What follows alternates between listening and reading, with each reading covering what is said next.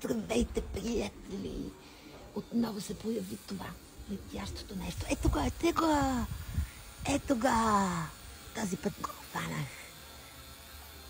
Това не е летяща чиния, обаче. Това е някакъв бръмбър. Електрически бръмбър, който лети. Това е разузнавач. Внимавайте! Може да литне над сараите и тогава лошо. Може да заснеме нещо важно, нещо, което не бива, нещо, което бива или не бива. Носи в себе си камери, слушалки, микрофон, какво ли не. Ужас. Тук е далече от сараите, де. Много на юг сме.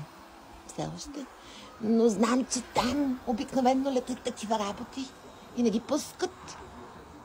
Отстрелват ги дори. С капсови такива. С капсови пушки и пистолети. Айде, чао!